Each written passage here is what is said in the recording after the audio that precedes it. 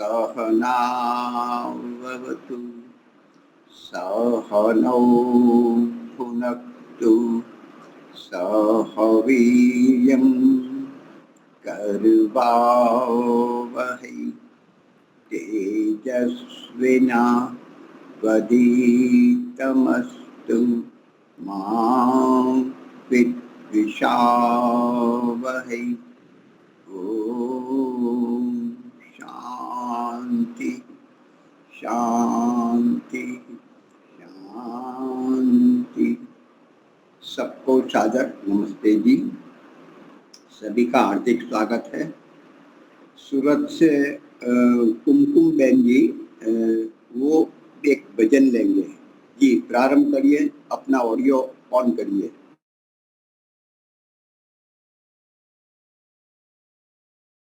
उन्होंने बताया आज वो तैयार नहीं है, नहीं किया है उन्होंने।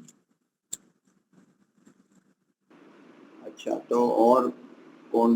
रश्मि जी गाएंगे। रश्मि जी, हाँ। या तो और कोई गाना चाहते हैं? क्या पीता सारे संसार का ओम प्यारा, तू ही है रक्षक हमारा। तू है सच्चा पिता सारे संसार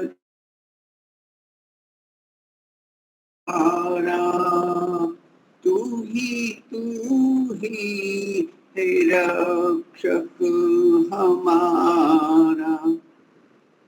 चांद सूरज सितारे बनाए, पृथ्वी आकाश पर्वत सजाए।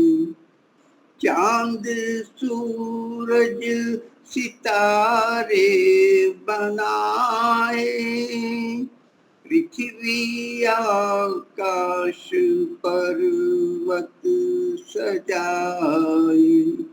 अंत पाया नहीं तेरा, पाया नहीं पारवाना।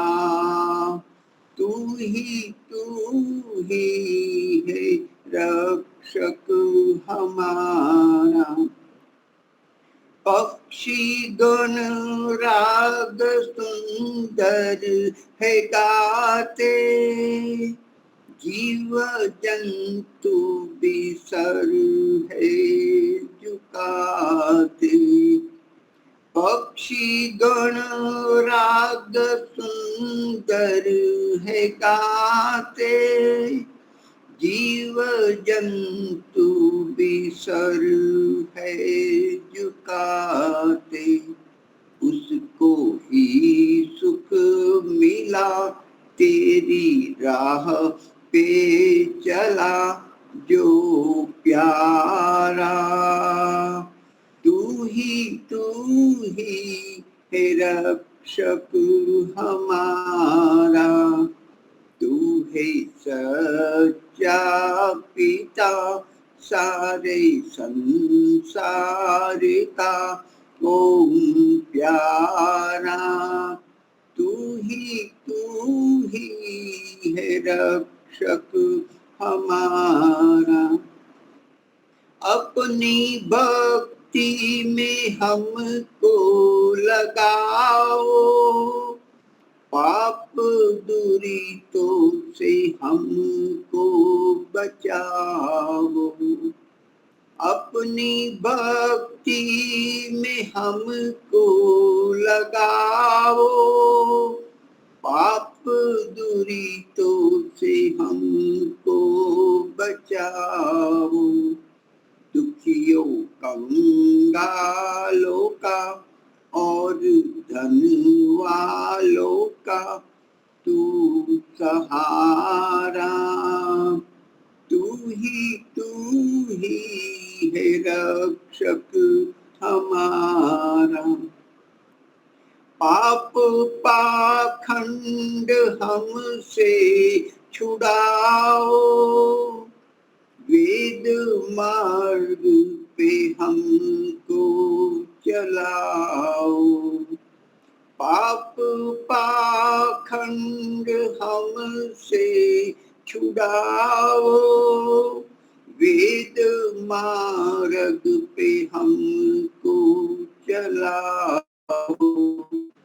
लगे भक्ति में मन करे संध्या हवन, जग सारा तू ही है रक्षक हमारा। तू है सच्चा पिता सारे संसार का, ओम प्यारा। तू ही है रक्षक हमारा।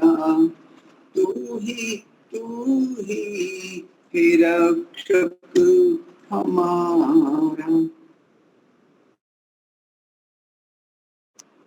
और कभी किसी को भजन लेना हो तो छोटा सा दे सकते हैं, नहीं तो हम अपने वक्ता को सुनेंगे। आज हमारे वक्ता है स्वामी वेदामृत सरस्वती, वेदामृतानंद सरस्वती। तो मैं उनको निमंत्रित करता हूँ, प्रारंभ करें अपना वक्तव्य। स्वामी जी।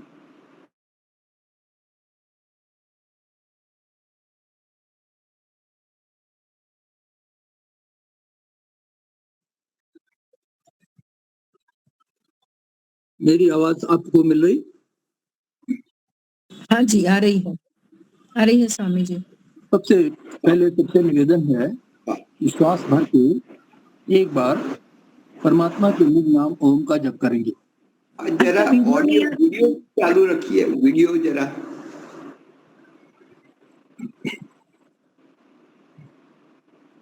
जी जी, और जरा, हाँ ठीक चले।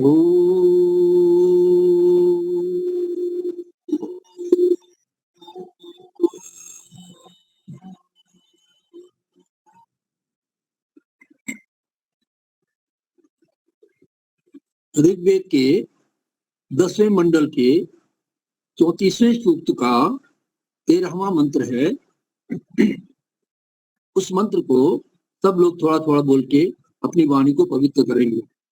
बोलिए ओम। आप लोग बोल नहीं रहे, मैं आपसे अपेक्षा कर रहा हूँ, आप बोल के अपनी वाणी को पवित्र करेंगे।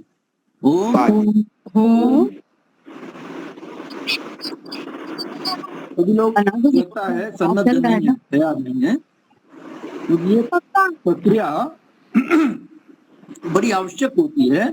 सब लोग जब मिलके उस मंत्र को बोलते हैं, ऑडियो कुमकुम देवी जी, आप ऑडियो बंद करिए अपना।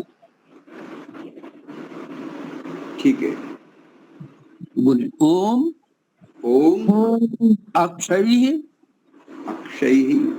माद्विजः कृषिमित कृषिमित कृषिवित कृषस्व कृषस्व वित्ते वित्ते रमस्व रमस्व बहुमन्यमानः बहुमन्यमानः। ये मंत्र का पहला भाग है। दूसरा भाग है तत्र गावः तत्र दावः हितव हितव तत्र जाया। तत्र जाया।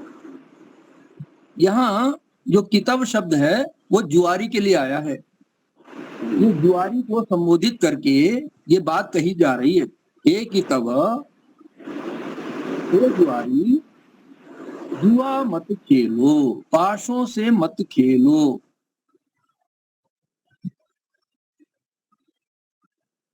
क्या करो? बोले कृषिमित कृषस्व, यानी परिश्रम करके, परिश्रम से कुछ उत्पादन करो। इस उत्पादन से समस्त प्राणियों का कल्याण हो, ऐसे कार्य मंत्र का एड्रेस क्या है? उसका एड्रेस किस वेद मंत्र का? हाँ जी, क्या कह रहे हैं? मंत्र संख्या ऋग्वेद का है। ऋग्वेद का 10, 34, 13। जी ऋग्वेद 10, 34, 13।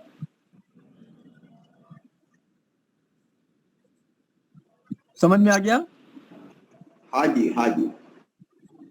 आप खोलना चाहते हो किताब खोल लीजिए।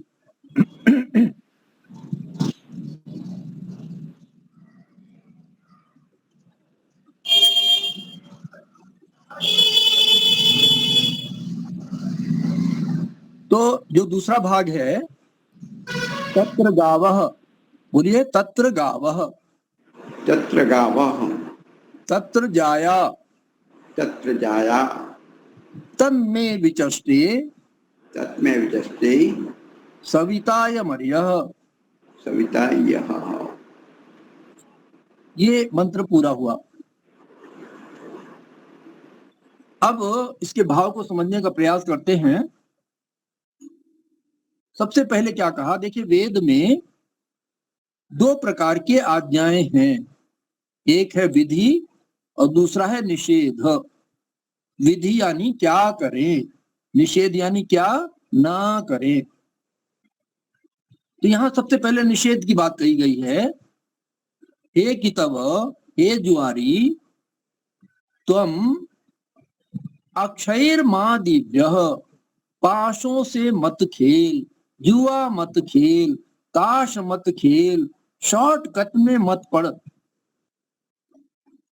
ये शॉर्टकट है जिससे हम शॉर्टकट से धनी बनना चाहते हैं। जुआ कौन खेलता है? जो बिना कुछ उत्पादन किए किसी दूसरे को हरा के हम उससे धन लेना चाहते हैं, संपत्ति लेना चाहते हैं, उसका परिवार लेना चाहते हैं।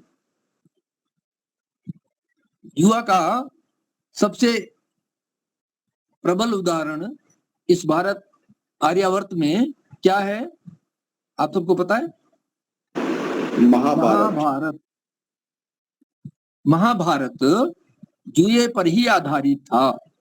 अगर जुआ ना होता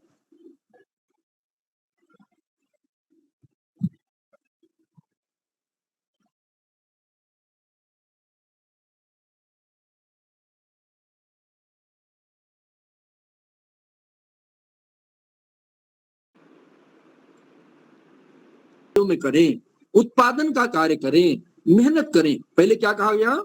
अक्षयर मां दिव्य, यानी जुआ मत खेलो, पाशों से मत खेलो। फिर दूसरा क्या कहा? कृषिमित कृषस्व। कृष शब्द कृष कर्षणी धातु से बनता है, यानी खोदना, जोतना, गुड़ाई करना, निकाई करना, सिंचाई करना, ये सब सारे जो कार्य हैं, परिश्रम से जो कार्य करने होते हैं, उनको कृषि में कहा गया। अब उस कृषि में बहुत सारी चीजें आ सकती हैं।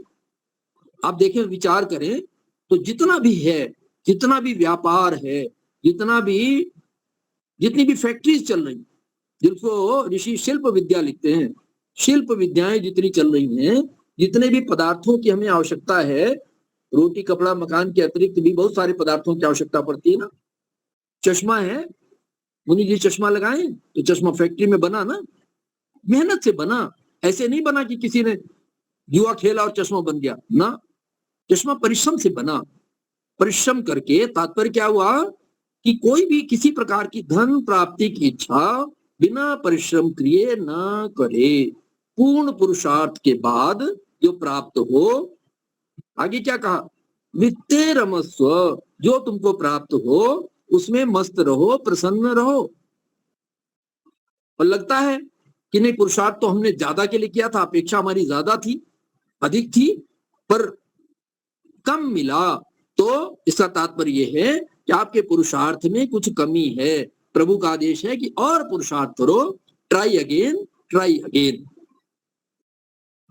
पुरुषार्थ करो और परिश्रम करो, तब तुमको और मिलेगा। अभी तुम सोचते थे कितने परिश्रम से अधिक मिलेगा, पर वो परिश्रम उस अधिक के पाने के लिए काफी नहीं है, सफिशिएंट नहीं है। इसीलिए प्रभु ने जितना दिया उसमें क्या करो? वित्ते रमस्व, उसमें प्रसन्न रहो, खुश रहो। और चाहिए तो और पुरुषार्थ करो। फिर क्या कहा? बहुमन्यमान, अपने को ये मान्यता मान के चलो कि देखो मैं परिश्रम से कुछ भी जो भी कमा रहा हूं परिश्रम से कमा रहा हूं, किसी की चोरी डकैती, किसी को मिलावट, किसी प्रकार का किसी को धोखा नहीं दे रहा। अब देखिए ब्राह्मण का क्या कार्य है? अज्ञान को दूर करना। और कोई ब्राह्मण अगर किसी से कहे ये शंकर जी की बटिया है, इस पे पानी चढ़ाते रहो, जल चढ़ाते रहो, दूध चढ़ाते रहो तो तुम्हारा कल्याण हो जाएगा, तो ये क्या है? ये धोखा है, ये जुआ खेलना है, ये अगले को धोखा देके उसका धन हरण करना है। इसी प्रकार से अगर क्षत्रिय का कार्य क्या है? अन्याय को दूर करना, और वो अन्याय पूर्वक किसी को सता के किसी का धन हरण करे तो ये धोखा है, छल है, जुआ है, इसे मत करो। वैश्य का क्या कार्य है? सभी उत्पादों को, जितने भी आवश्यक पदार्थ हैं उनको न्यूनतम मूल्य में सबको उपलब्ध कराना, यानी अभाव को दूर करना। और वो मिलावट करे, होर्डिंग करे, 100 रुपए की कितनी होर्डिंग फेल आज भी। आजकल जो गैस एलपीजी सिलेंडर्स की प्रॉब्लम हो रही है उसमें बहुत सारे ये लोग कर रहे हैं। ये क्या है? ये जुआ खेलने के बराबर ही है, क्योंकि एक सिलेंडर का मूल्य मान लो 1000 है, उसे कोई 5000 में बेच रहा, तो ये क्या कर रहा? एक तरह से जुआ ही खेल रहा। परिश्रम से, अपने परिश्रम नहीं करके थोड़े परिश्रम से अधिक लोगों को सता के उनसे उनकी धनराशि प्राप्त कर रहा। महाभारत का जिक्र कर रहा था। महाभारत में अगर शकुनी ने जुआ न खिलाया होता तो ये इतना बड़ा महाभारत नहीं होता। उस समय कितने भी बड़े से बड़े वीर, धीर, पंडित, ज्ञानी सारे नष्ट हो गए इस महाभारत में। क्यों? महाभारत जुए पे आधारित था। और आप देखिए कि कैसी अधोगति को उस समय का वातावरण पहुंच गया था। उस समय का जो माहौल कह लें, उस समय का जो शिक्षा थी उसमें यह कह दिया गया था कि राजा के लिए द्यूत और युद्ध दोनों के निमंत्रण को स्वीकार करना अधर्म है। मतलब जुए को धर्म बता दिया गया था। और एक बार जुआ खेला इन लोगों ने, सारे हार गए, यहां तक कि पत्नी को दांव पे लगा दिया, सारा राज्य दांव पे लगा दिया, सारा कुछ दांव पे लगा दिया, सब हार गए। फिर वो किसी तरह से द्रौपदी ने उन्हें अपने धृतराष्ट्र से कुछ चर्चा करके और वो वापस प्राप्त कर लिया और दोबारा जुआ खेलने बैठ गए। आप ये देखिए, एक वो भजन में कहा जाता है ना, जो ठोकर से भी ना समझे उसे तो समझाने से क्या होगा। एक इतनी बड़ी ठोकर, इतना बड़ा अपमान भरी सभा में द्रौपदी को निर्वस्त्र करने का प्रयास हुआ, अपमान इतना हुआ, एक बहू का, एक घर की सम्मानित बहू का इतना अपमान हुआ, और वही लोग फिर दोबारा जुआ खेलने बैठ गए। तो आप देखिए ना, ये जो जुआ है, जूत, पांचों का खेल, ताश का खेल, कई बार लोग ताश खेलते हैं, कई बार लोग किसी गोटियों से खेलते हैं, अनेक प्रकार से। आजकल देखा जाए तो ये जो लॉटरी है ये भी जुआ ही है। कई बार लोग जो शेयर मार्केट्स में ये सोच के कि ये शेयर बहुत ऊंचा चढ़ रहा है, आगे बहुत प्रॉफिट होगा, खरीद लेते हैं, पता चला वो आगे और गिर गया, तो जो घर की पूंजी थी वो भी चली गई। ये सारी वस्तुएं, सारे पदार्थ, सारी बातें ये बात की कह रही हैं, इस बात की द्योतक हो रही हैं कि अगर कुछ प्राप्त करना है तो उसे परिश्रम से प्राप्त करो।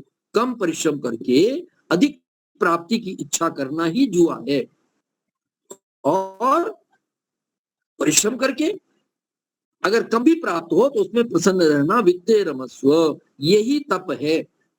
तो हमें अब देखिए इस बात को आगे चल के जो बात कही जा रही है, पहले मंत्र के सारे शब्दों को समझ लेते हैं, फिर भाव में और थोड़ी गहराई में उतरते हैं। आगे क्या कहा? तत्र गावः, गावः यानी गौएं। खेती में क्या होता है? खेती जब करते हैं तो उसमें फसल पैदा होती है, उसमें क्या चाहिए? अनाज चाहिए, ऑर्गेनिक। खेती में खाद चाहिए। खाद किसका? गाय के गोबर का, बैल के गोबर का। गाय जो है बच्चियां भी देगी तो बछड़ा भी देगी। बछड़ा अगर आएगा तो पहले खेती होती थी तो बछड़ा खेती कराता था, जुताई, गुड़ाई, फिर उसके बाद दवाई, जैसे धान के पौध से धान निकाला जाता था, गेहूं के पौध से गेहूं निकाला जाता, तो वो सब कार्य बैल करते थे और उनके गोबर से गोबर की खाद बनती थी, वो खेतों में डाली जाती थी। तो तब जो उत्पाद होता था वो गुण होता था, उससे शरीर में शक्ति बनती थी। तो ये सब क्या है, जब गाय होगी तो गाय का दूध भी मिलेगा, गाय का दूध पी के सब लोग शक्तिवान बनेंगे, सब में स्फूर्ति रहेगी, उल्लास रहेगा, उत्साह रहेगा। और गाय के चारे से गाय को भी जो धान का की पौध है, गेहूं की पौध है, उसी से भूसा बनता है, उसी और हरी घास मिलेगी और गाय को से अच्छा दूध मिलके पूरे परिवार संतुष्ट रहेंगे। एक उदाहरण के रूप में लिया है, उपलक्षण के रूप में गौ की बात हो रही है। और गौ का गावह यानी कई गौएं, तो गौ का एक अर्थ होता है इंद्रियां भी अपने सारे शरीर, गौ का दूध पी के शरीर की इंद्रियां में बल रहेगा, पाचन शक्ति अच्छी रहेगी, समस्त भोजन पच के अच्छी जो 7 धातुएं बनती हैं अच्छी प्रकार से धातुएं बनेंगी और उन धातुओं का जब रजवीर का उपयोग होगा तो अच्छी प्रकार से एक अच्छी संतान उत्पन्न होगी। ये पूरा चक्र जो है वो परमात्मा ने ऐसे बना रखा। तो क्या हुआ, तत्र गावः, यानी आपकी इंद्रियां भी पुष्ट होंगी और आपकी गायें बैल सवारियां घर में परिवार ये सारे संतुष्ट रहेंगे। किससे, परिश्रम करके।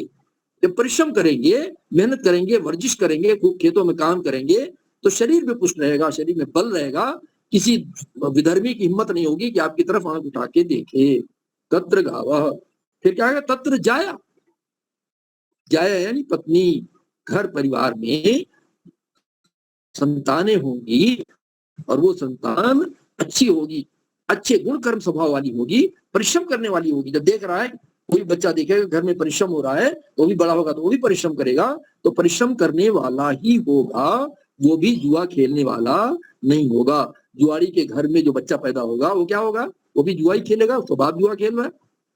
तो जो परिश्रम करेगा, परिश्रम करने वाले घर में जो बच्चा होगा वो भी परिश्रमशील होगा। जब परिश्रमशील होगा, पौरुष करेगा, पुरुषार्थ करेगा, तो फिर सफलता उसको उसके कदम चूमेगी।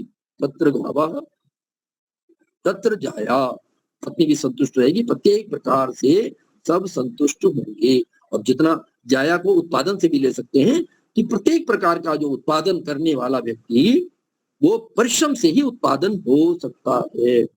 और फिर क्या कहा, ये किसने बताया, बोले ये जो हमारे अर्यः यानी स्वामी, सविता प्रसविता, जिसने पूरे संसार को बनाया, जो मालिक है, उसने अपने वेद में ये उपदेश दिया है, तत्मे विचष्टे सविताय वयः, अच्छी प्रकार से उपदेश दिया है कि जो लोग भी आगे कुछ संसार में कुछ करना चाहते हैं उन्हें परिश्रम का संदेश दो, उन्हें ये बताओ कि शॉर्टकट से बचें। बच्चा परीक्षा दे रहा, उसको कहा है पूरा कोर्स पढ़ने की जरूरत नहीं, इंपॉर्टेंट क्वेश्चन पढ़ लो, मेड इजी पढ़ लो, टेक्स्ट बुक पढ़ने की जरूरत नहीं। क्या कर रहा है, शॉर्टकट में काम कर रहा है, कुछ क्वेश्चन तैयार कर लिए, ये देखा पिछले सालों के पैटर्न की कौन कौन से आते हैं और उसके अनुसार उसने तैयारी कर ली अपनी और तैयार किया, पता चला वो क्वेश्चन नहीं आए तो क्या होगा, और क्वेश्चन आते नहीं उसे, परिश्रम उसने नहीं किया, परिश्रम सेलेक्टिव किया कि थोड़े चीज समझ लो, पूरा परिश्रम करने की आवश्यकता नहीं है, तो पूरा कोर्स नहीं पढ़ा।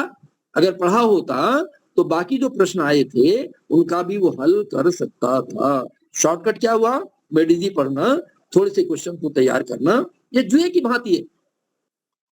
अगर कोई सब्जेक्ट है, उसका सिलेबस है और उसमें जो मैटर दिए हुए हैं, अगर आपने पूरा नहीं पढ़ा और थोड़ा पढ़ के आप चाहते हो कि आप उत्तीर्ण हो जाओ, कंपटीशन बीट कर लो, तो ये जुए के समान है। जैसे लोग कम परिश्रम करके जुए में बैठ के जुआ खेल के अधिकतम धन प्राप्त करना चाहते हैं, इसी प्रकार से इसको आगे अध्यात्म में लाइए। तो अध्यात्म में ऐसे ऐसे गुरु घंटाल हुए हैं जिन्होंने कहा कि तुमको कुछ करने की जरूरत नहीं है, तुम्हारे सामने बैठो और मैं अपने अंगूठे से तुम्हारे फोरहेड पर, माथे पर नाम दूंगा और सीधे स्वर्ग की प्राप्ति हो जाएगी, तुम्हें कुछ परिश्रम करने की जरूरत नहीं है। ये क्या हुआ, शॉर्टकट हुआ। ऋषि लिखते हैं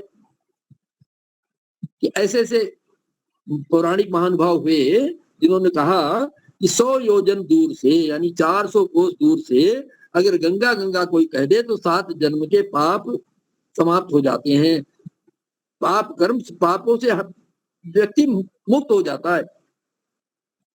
अब आप बताइए, ये शॉर्टकट है ना? आप देखिए जुए की भांति है कि नहीं है? ये जो परमात्मा का आदेश है ना, जुआ मत खेलो, वो हर क्षेत्र में लागू करिए, चाहे वो पढ़ने के क्षेत्र में हो, चाहे वो अध्यात्म के क्षेत्र में हो, चाहे खेती करने के क्षेत्र में हो, चाहे उत्पादन करने के क्षेत्र में हो, चाहे फैक्ट्री लगाने के क्षेत्र में हो, और चाहे ब्राह्मण के अज्ञान को दूर करने का क्षेत्र हो, चाहे वो क्षत्रिय के अन्याय को दूर करने का क्षेत्र हो, चाहे वो वैश्य के अभाव के क्षेत्र को दूर करने का हो, चाहे वो शूद्र की सेवा करने का भाव हो, इन सारे भावों में अगर शॉर्टकट में हम चलेंगे तो ये शॉर्टकट से हमें कुछ भी मिलने वाला नहीं है।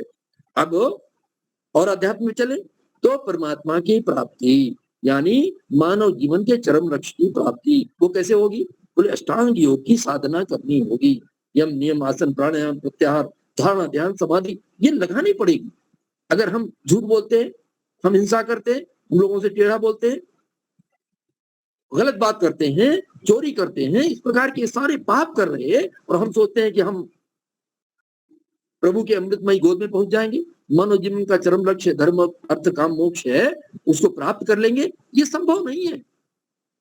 अगर हम लोगों को धोखा दे रहे, हम लोगों को बहका रहे कि देखो तुम्हें कुछ करने की जरूरत नहीं है, शिव जी की बटिया है, हनुमान जी के पास चले जाओ, प्रसन्नता कर दो, संतोषी माता से मिल लो, और कुछ नहीं तो साईं बाबा जो चांद मियां होता था उसके पास जाके उसके मजार पे लोग अपना सिर पटक रहे, हिंदू, ये पागल हिंदू, जिसने जब वो जिंदा था तो लगातार हिंदुओं को मरवाया कि ये काफिर हैं, उनका मारना श्रेष्ठ कर्म है, श्रेष्ठ धर्म है, और उसके यहाँ जाके लोग उसके बाजार पे माथा पटक के बेटा मांग रहे, धन मांग रहे, परिवार मांग रहे।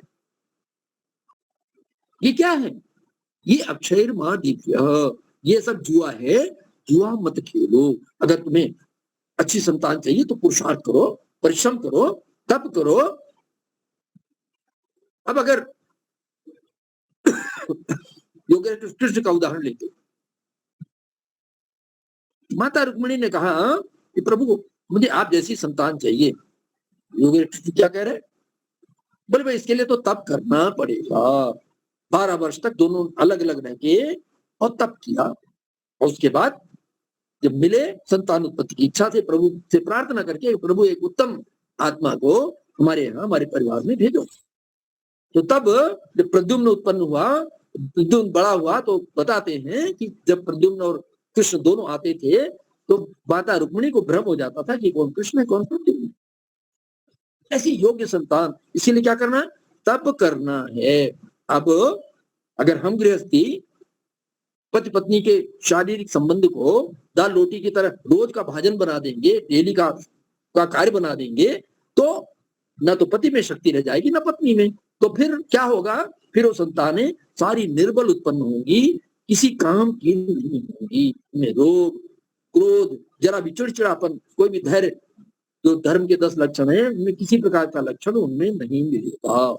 हमें कहते, ऋषि कहते हैं गृहस्थ ब्रह्मचारी, यानी जो ऋतुगामी केवल होता है जब संतान की इच्छा होती है तब पति पत्नी मिलते हैं, उसके अलावा नहीं मिलते। तब करते हैं, ब्रह्मचर्य का पालन करते हैं, ऊर्ध्वरेता बनते हैं, रज और वीर को अपने शरीर में ही पूरे खपा देते हैं। जब ऊर्ध्वरेता बनते हैं तो आगे जब कभी संतान की इच्छा हुई तो संतानों की इच्छा के लिए तो 10 तक संतानें लिखी। वेद में कहा गया 10 तक संतानें उत्पन्न करो, मनुर्भव जनया दैव्यम जन्म।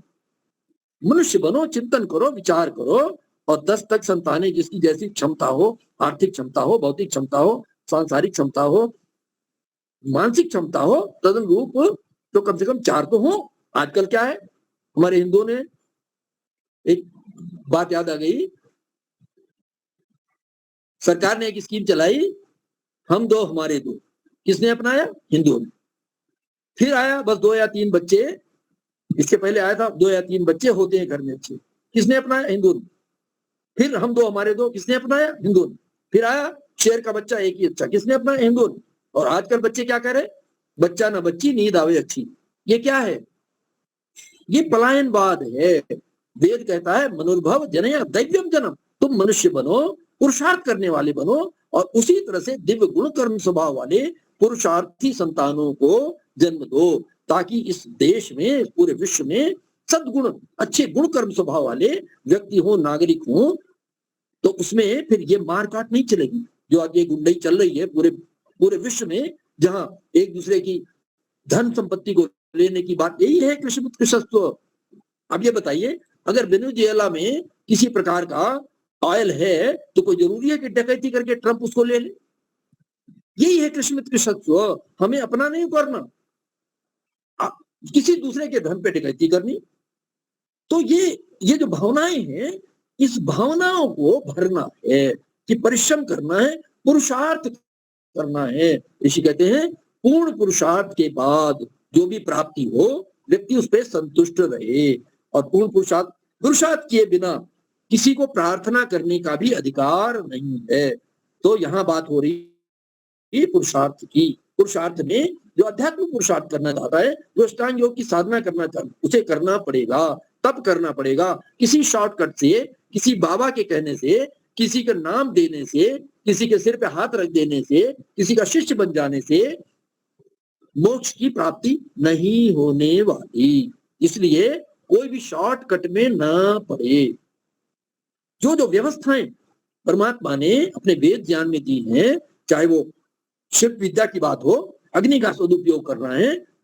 अग्नि को आप देखें ना, अग्नियां कितनी प्रकार की है, उत्साह की अग्नि, उल्लास की अग्नि, हमारे ज्ञान की अग्नि, प्रकाश की अग्नि। और ऋषि तो शिल्प विद्या और व्यवहारिक विद्या और आध्यात्मिक विद्या और सामाजिक सबको लेके बात करते हैं। इसलिए यहाँ जो बात कही जा रही है, अक्षयर्मा दिव्य, यानी कि जीवन में किसी भी क्षेत्र में कभी भी किसी शॉर्टकट में मत पड़ो। जो स्थापित मानदंड है, स्थापित प्रक्रिया है, उस स्थापित प्रक्रिया के अनुसार परिश्रम से कार्य करके प्राप्ति की इच्छा करो। चाहे वो धन की प्राप्ति हो, चाहे वो व्यापार की प्राप्ति हो, चाहे वो आध्यात्मिक उन्नति की प्राप्ति हो, शारीरिक, आत्मिक और सामाजिक उन्नति की प्राप्ति हो। आप देखिए ना, सामाजिक उन्नति भी लोग कैसे कैसे लोग उसमें जो राजनीति में आ गए हैं, तरह तरह के धोखे देके, तरह तरह का लालच देके वोट प्राप्त करना चाहते हैं। तो लालच देके किसी को वोट प्राप्त करना, किसी को धोखा देके कि तुम्हारा ये करा देंगे, तुम्हारा वो करा देंगे, ये धोखा देना है। ये क्या है? अक्षयर दिव्य, अक्षयर मां दिव्य का तात्पर्य है कि हम किसी प्रकार का प्रलोभन किसी को भी ना दें, परिश्रम से स्वयं परिश्रम करें और औरों को भी परिश्रम के लिए सन्नद्ध करें। हमारी संतानें भी तदन रूप ही परिश्रम करते हैं। कभी भी किसी शॉर्टकट में ना लगे, ना तो पढ़ाई में, ना खेती में, ना कारोबार में, ना घर के निर्माण में। अगर आप कहीं भी किसी भी कार्य में अगर शॉर्टकट में आप पढ़ेंगे तो वो शॉर्टकट एक तरह से जुआ के समान है। और वेद का आदेश क्या है? प्रभु क्या कहते हैं? अक्षयर मां दिव्य, जुआ मत खेलो, शॉर्टकट में मत पढ़ो। और फिर क्या? कृष्ण कृष्णत्व, परिश्रम करो। जिस क्षेत्र में परिश्रम करना चाहते हो, वेद में जो मंत्र आते हैं उसमें एक देव शब्द आता है। देव शब्द की परिभाषा देते हुए एक बात कही जाती है, उसमें देव के 10 लक्षण बताए ऋषि ने, और वो एक लक्षण बताया विजिगीषा, यानी जीतने की इच्छा। हमें कहीं भी जिस क्षेत्र में हम परिश्रम कर रहे हैं, अगर हमें जीतने की इच्छा है और हम पूर्ण पुरुषार्थ से, परिश्रम से, लगन से उसमें उसके लिए आवश्यक जितने तत्व हैं, जितना भी सत्व है, जितना भी पढ़ाई लिखाई है, जितनी मेहनत है, अगर हम कर रहे हैं तो कोई ऐसी ताकत नहीं है कि हमें कहीं भी वो किसी पुरुषार्थ को प्राप्त करने से रोक सके। हम शॉर्टकट में नकल करके ज्यादा अंक प्राप्त करना चाहें, ये शॉर्टकट है, जुआ है, जो कि नहीं चल पाएगा। नकल करके अगर कोई किसी के देख के नकल करके अंक प्राप्त कर ले तो इंटरव्यू में जब पूछा जाएगा तब वो फेल हो जाएगा, वहां उसकी सारी प्राप्ति धरी की धरी रह जाएगी। इसलिए हम किसी भी दिशा में जीवन के किसी भी दिशा में चलना चाहते हैं तो हमें पूर्ण पुरुषार्थ करना होगा, पूर्ण परिश्रम करना ही होगा, और कोई दूसरा विकल्प है ही नहीं। पूर्ण पुरुषार्थ के अलावा संसार में कुछ भी प्राप्त करने के लिए कोई दूसरा विकल्प नहीं है। युवा कोई शॉर्टकट किसी प्रकार का कहीं भी कोई हो ही नहीं सकता, कोई प्राप्त कर ही नहीं सकता। तो आप देखिए, तो विचार करिए, चिंतन करिए, तो प्रभु इस वेद मंत्र में जो हमें बताते हैं, वो जो बता रहे वित्तेरमस्व, यानी जो भी प्राप्त हो, पुरुषार्थ करने से जितनी भी प्राप्तियां हो, मान लीजिए आप ध्यान साधना में लग रहे, आपका आसन नहीं लग रहा, आपने आसन शुरू किया है, इकट्ठे आप सोचे कि 3 घंटे का आसन लग जाएगा, संभव नहीं है। 10 मिनट लगाइए, 20 मिनट लगाइए, थोड़ा धीरे धीरे बढ़ाते चले जाएंगे तो आसन आपका बढ़ता चला जाएगा। जब आसन बढ़ता चला जाएगा, उससे पहले यम नियम की बात है। यम में अहिंसा, सत्य, अस्तेय, ब्रह्मचर्य, अपरिग्रह, ये यम है। अहिंसा, किसी के प्रति किसी प्रकार की हिंसा मत करिए। शारीरिक, वाचिक, मानसिक, वाचिक और शारीरिक हिंसा ना हो, इसका ध्यान रखें। आप मच्छर मार नहीं सकते, मच्छर आगे घुस गया तो मच्छरदानी से उसको निकालने के प्रयास करिए, मच्छरदानी लगा के मच्छर से बचने का प्रयास करिए, पर आप मच्छर को मार नहीं सकते। अब आप मच्छर मारते रहे और कहते हैं कि हम आध्यात्मिक उन्नति को प्राप्त कर लेंगे, सिद्धि को प्राप्त कर लेंगे। जो कोई भी मच्छर मारने वाला है या जो भी मांसाहारी है, मुर्गा खाते हैं, बकरा खाते हैं, जितनी बार उन्होंने बकरा खाया है, जितने मच्छर मारे हैं, उतनी बार अगर आपने मच्छर मारे हैं तो आपको उतने बार मच्छर बनना पड़ेगा और आपको भी उसी तरह से मारा जाएगा। आप मच्छरों से बचिए, उसके लिए उपाय करिए, पर आप मार नहीं सकते।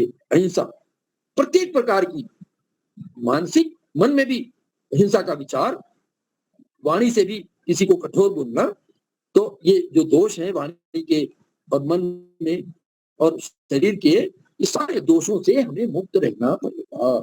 अगर मुक्त रहेंगे, परिश्रम करेंगे, तो हम निश्चित रूप से जो भी प्राप्त करना चाहते हैं उसकी प्राप्ति की तरफ अग्रसर होते चले जाएंगे। परिश्रम करना है।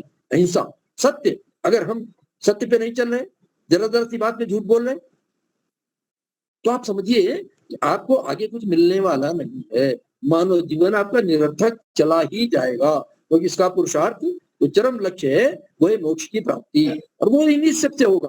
कोई यम में अभी मैं बात कर रहा था अहिंसा और सत्य की, अस्तेय, अनावश्यक लोगों से इकट्ठा करना, किसी की चोरी करना, ब्रह्मचर्य को खंडित करना, अनावश्यक रूप से, इसीलिए गृहस्थ ब्रह्मचारी की बात में चर्चा कर रहा था, ऋषि ने बताया है।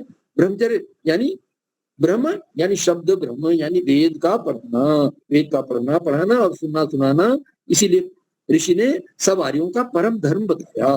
ब्रह्मचर्य यानी वेद का पढ़ना, वेदानुसार आचरण करना और प्रभु परमात्मा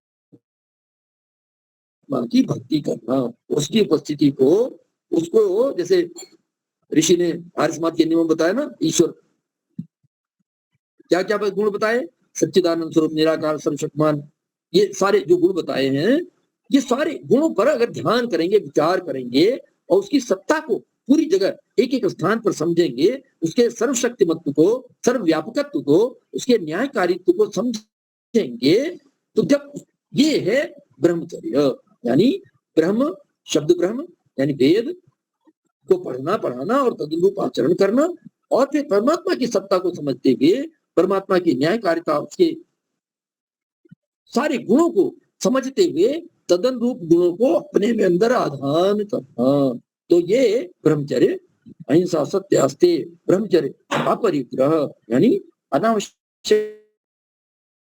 विचारों में जो सहायक हैं, केवल उन्हें ही अपने पास रखना, फालतू बातों को अपने पास नहीं रखना है, फालतू वस्तुओं को नहीं रखना, फालतू विचारों को नहीं रखना, फालतू चैनल, टीवी पे इतने सारे चैनल आते हैं, फालतू चैनलों को देख के अपने दिमाग को खराब नहीं करना। तो अहिंसा, सत्य, अस्तेय, ब्रह्मचर्य, अपरिग्रह, और फिर शौच, संतोष, तप, स्वाध्याय, ईश्वर प्रणिधान, ये सारी, फिर ये तो हो गया यम नियम, और फिर आसन। आसन क्या है? स्थिर सुखम आसनम, आसन लगाना है तो कितना लगाना है? क्रमशः लगाना है। एक ही दिन अगर 3 घंटे प्रयास करेंगे तो शरीर आपका जवाब दे जाएगा, बुखार हो जाएगा, कमर में दर्द हो जाएगी, परेशान हो जाएंगे। थोड़ा थोड़ा करके परिश्रम करते रहें। विद्ये रमस्व, क्यों कहा? थोड़ा परिश्रम करके आपने 10 मिनट तक आसन लगाया, इसके पहले तो 5 मिनट भी नहीं लगता था। 10 मिनट लगाया, फिर खुश रहिए। अगले दिन 12 मिनट लगाइए, 15 मिनट लगाइए, प्रयास करते रहिए, बढ़ाते रहिए, उसमें प्रसन्न रहिए। ये नहीं अरे फला तो 3 घंटा लगाते हैं और मैं तो 15 मिनट ही नहीं लगा पा रहा।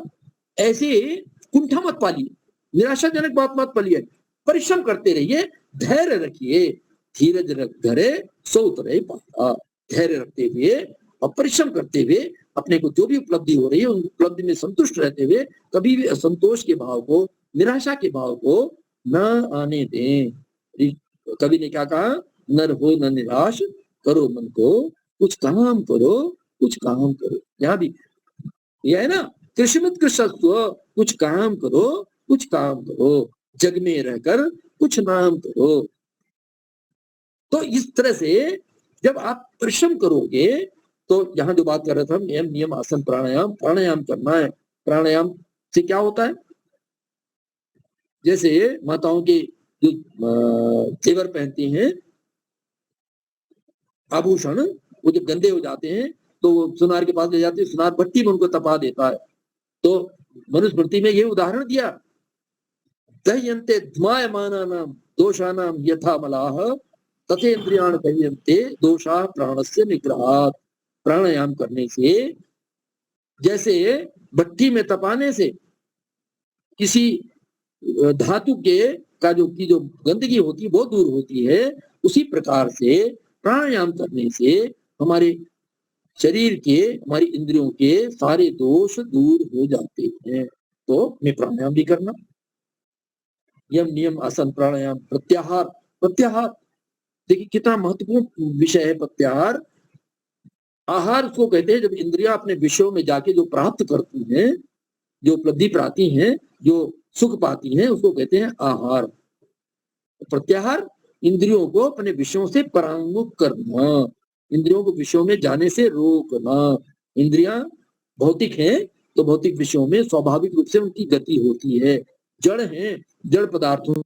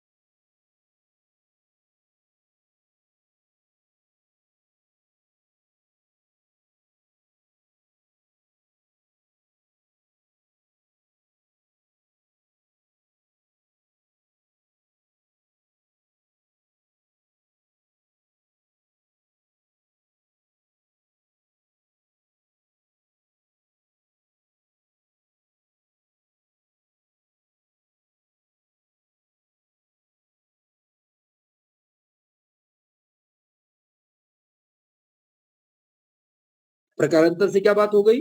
हमें चोरी नहीं करना, हमें मिलावट नहीं करना, हमें अज्ञान में लोगों को नहीं भटकाना, पाखंड में नहीं भटकाना, अनेक प्रकार के दुर्व्यसनों में फंसा के उनसे कोई प्राप्ति नहीं करनी है। हमें किसी के ऊपर अन्याय करके कोई प्राप्ति नहीं करनी, हमें किसी की सेवा के नाम से किसी का गला दबा के कोई प्राप्ति नहीं करनी है। इन शॉर्टकट से बच के व्यक्ति परिश्रम करता रहे, निरंतर श्रम करेगा तो प्रभु परमात्मा की गारंटी है कि वो क्या कहेंगे? बहुमन्य माना, तुम्हें बहुत सारा मान देंगे। तुम बहुत तरह से, सब तरह से संसार में, अपने परिवार में, अपने समाज में, अपने नगर में और पूरे एक शहर में, पूरे भारत देश में, पूरे विश्व में तुम्हारा नाम होगा। बहुमन्य माना, तुम्हें मान्यता मिलती चली जाएगी अगर तुम परिश्रम करते चले जाओगे। अब देखिए जो लोग परिश्रम कर रहे हैं उन परिश्रम का कोई दूसरा विकल्प है ही नहीं। यहाँ उसका उपलक्षण क्या है? कृष्णमित कृष्णत्व, यानी परिश्रम से उत्पादन करके कुछ प्राप्ति की इच्छा करो, जुआ मत खेलो, शॉर्टकट में मत पड़ो। इस प्रकार से ये व्यवस्थाएं मैंने निवेदन किया चाहे वो विद्यार्थी के पढ़ने से लेके कंपटीशन में करना, व्यापार में पहुंचना और व्यापार करना, प्रत्येक प्रकार के जीवन के जितने भी क्षेत्र हैं, आध्यात्मिक क्षेत्र में भी उन्नति प्राप्त करने के लिए शॉर्टकट नहीं प्राप्त करना है। नियमित रूप से जब हम जो विधान प्रभु परमात्मा ने अपने वेद ज्ञान में दिए हैं तदन रूप ही जब आचरण करेंगे तब निश्चित रूप से हमें हमारे लक्ष्य की प्राप्ति परमात्मा कराता ही रहेगा और हमें बहुत तरह से मान्य बनाएगा, मान्यताओं को देगा। हमें संसार से भी मान्यता मिलेगी और प्रभु परमात्मा जब अपनी गोद में बैठा लेगा तो इससे बड़ी मान्यता तो कुछ हो ही नहीं सकती। इसलिए हम प्रयास करें, परिश्रम से काम करें, शॉर्टकट भी ना अपनाएं। प्रभु परमात्मा ने इस वेद मंत्र में हमें ये बात बताई है कि हमें शॉर्टकट नहीं अपनाना है, जुआ नहीं खेलना है, पासे नहीं खेलने हैं, किसी प्रकार के कुटेव में नहीं पड़ना, शॉर्टकट में नहीं पड़ना और परिश्रम करके ही अपने लक्ष्य को प्राप्त करने की तरफ अग्रसर होते रहना है। प्रभु कृपा करे कि इस वेद के इन मंत्रों को, वेद के मंत्र के इन भावों को हम सब यथावत समझ के और आचरण में लाएं, आचरण में ला के परिश्रम करके अपने मानव जीवन के चरम लक्ष्य पुरुषार्थ चतुष्ट धर्म अर्थ काम और मोक्ष की सिद्धि कर सकें। शम इति योग। किसी को इसमें कोई प्रश्न करना हो तो प्रश्न कर सकते हैं, ताकि मैंने 10 मिनट इसलिए शंका समाधान के लिए रखा है। कोई शंका हो, कोई बात हो तो प्रश्न कर सकते हैं। धन्यवाद।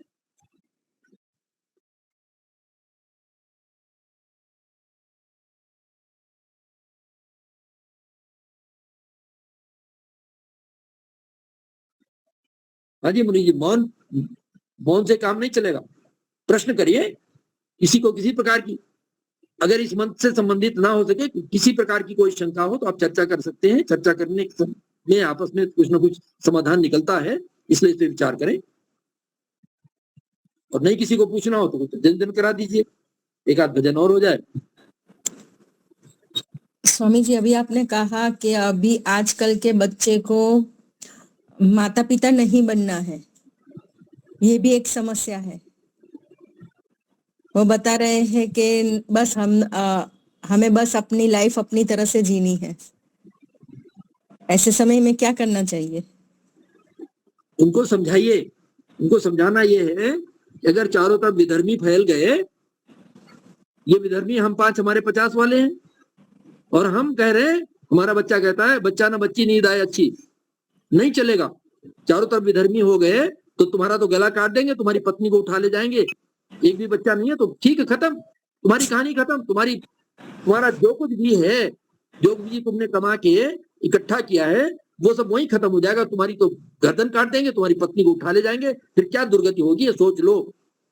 जब जिस घर में 4 परिवार होंगे और चारों परिवार परिश्रम करने वाले होंगे, उस घर में गौएं होंगी, गाय का दूध पी के हट्टे खट्टे पहलवान बच्चे हो, बच्चियां भी हो जिस घर में, तो पड़ोसी डरता है कि उनके घर में 4 ऐसे पहलवान हैं, किनारे मत जाना, सोचना मत अन्यथा बारे में, नहीं तो चारों इकट्ठे पिल पड़ेंगे तो बड़े बड़ों को वो कर देंगे। इसलिए जो वो हैं विधर्मी, बड़े डरपोक हैं। अगर एक हमारे घर में 4 बच्चे हो तो एक लाठी लेके अकेला आदमी AK-47 वाले को खदेड़ देगा, हिम्मत नहीं पड़ेगी अगले की कुछ बात करने की। इसलिए हमें ये बात समझानी है, और ये बात ऐसा नहीं है कि मैं कोई मौखिक रूप से कह रहा हूं, ऐसा हो चुका है, ऐसा सब जगह हुआ है। जहां कहीं भी ये विधर्मी बढ़े हैं और हम लोगों ने अपनी संतानें नहीं बढ़ाई, वेद के आदेश को नहीं माना, मनुर्भव विचार करो, चिंतन करो, मननात् मनुष्य, मनन करके चिंतन करो। देखो जब संख्या हमारी बढ़ेगी तो आगे चल के जो अच्छी संतानें होंगी, दिव्य गुण कर्म स्वभाव वाले नागरिक होंगे, तो वो देश भी दिव्य गुण कर्म स्वभाव वाला होगा। वहाँ अच्छे भले लोग होंगे तो भले लोगों का गुजारा होगा। अन्यथा इन विधर्मी जो पापी पाखंडी लोग हैं, आतंकवादी हैं, जो बना रहे, पहले दिन से ही बचपन से ही मार काट सिखा रहे हैं, वो सब चारों तरफ हो जाएंगे, उनकी संख्या बढ़ती चली जाएगी, तो हमारा कहीं अस्तित्व तो नहीं रह जाएगा। हमारी संख्या बढ़ेगी तो हमारा अस्तित्व रहेगा। आगे चल के राजनीति में भी आगे जो विधायक बनेंगे, जो मंत्री बनेंगे, मुख्यमंत्री बनेंगे, प्रधानमंत्री बनेंगे, वो सब हमारे बनेंगे। जब संख्या बल पर ही सारा कुछ होता है। एक वोट चाहे वो पंचर लगाने वाला का हो, निरक्षर का, और चाहे वो बड़े बड़े विद्वान का हो, वोट एक ही होता है डेमोक्रेसी में। इसलिए पूरे संसार में जो स्थितियां चल रही हैं उसमें इस समय हमारे बच्चों को ये बहुत कुछ ये शिक्षा देने की जरूरत है। केवल अपने लिए कोई जिया तो क्या जिया, संसार में तुम क्या करके गए, संसार को क्या दे के गए। तो ये उदाहरण देके समझाना है कि तुम जो चाहते हो वो तुम्हारा चाहना तुम्हारे हितों के प्रतिकूल है, तुम्हारा ही गला काट दिया जाएगा, तुम्हारी पत्नी को उठा ले जाके कितने बर्बर लोग हैं, कितना बलात्कार करेंगे, क्या दुर्गति होगी उसकी कुछ पता नहीं। इसलिए इन बातों को समझ के बच्चे कम से कम 4 तो जरूर होने चाहिए। मैं ऐसे नहीं बोल रहा हूँ, मेरे भी 4 बच्चे मेरे घर परिवार में हुए, तब मैं ये बात कह रहा, क्योंकि देखिए इसके बिना फिर रिश्ते नहीं बचते। फिर आप ये समझिए कि बहन नहीं है, मान लो एक बच्चा हो गया, लड़की है तो उसका भाई नहीं है, तो उस लड़की के बच्चे हुए तो मामा किसको कहेंगे। ऐसे ही सारे रिश्ते खत्म हो रहे, बुआ दादी ये सारे खत्म हो जा रहे रिश्ते।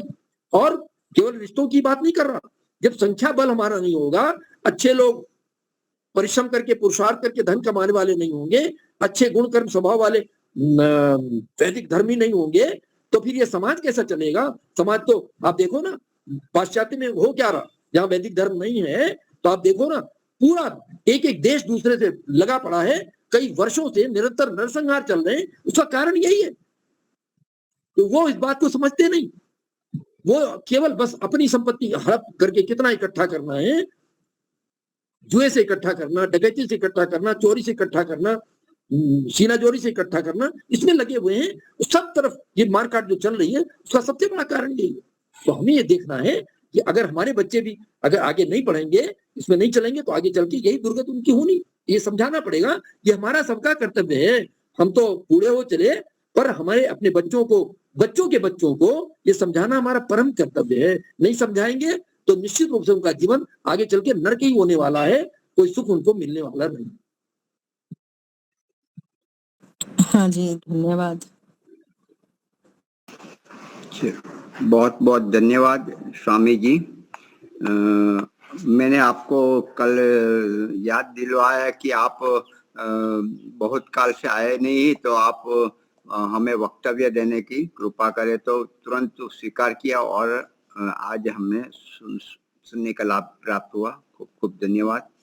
हम पुरुषार्थी बने, प्रमादी बिल्कुल न रहे। हर प्रकृति के कण अणु परमाणु सब गतिशील है। यदि वो गतिशील नहीं रहते तो सड़ जाते हैं, बिगड़ जाते, उसको फेंका दे जाता है। परिवार में भी यदि कोई काम नहीं करता हो तो भी वो उपेक्षित हो जाता है। तो परमात्मा खुद भी स्वयं प्रतिक्षण काम कर रहा है, लगातार कर रहा है, और कोई विस्फोट रूप में कुछ आकस्मिक नहीं कर रहा है, जादू चमत्कार नहीं कर रहा है। परमात्मा खुद सृष्टि का सर्जन बनाना उनके लिए समय लेते हैं, चलाना उनके लिए समय लेते हैं, उनका प्रलय करना उनके लिए भी समय ले, मतलब पुरुषार्थ वो खुद कर रहा है, प्रकृति का हर कण कर रहा है। लेकिन मनुष्य ऐसा है जो आलस प्रमाद में चला जाता है और वो उपेक्षित हो जाता है, बेकार हो जाता है, अपनी संपत्ति को, अपने शरीर को, अपने संबंधों को सब बेकार कर देता है। तो पुरुषार्थी बने, आकस्मिक कुछ नहीं प्राप्त होता, वो टिकता नहीं आने वाला। इस प्रकार की बातें बहुत सारी बताए कि पुरुषार्थी बने, मेहनत करे, लॉटरी सरकार भी चलाए, उनमें भागने, शेयर बाजार, सट्टा बाजार, उनसे भी दूर रहे, बिना मेहनत के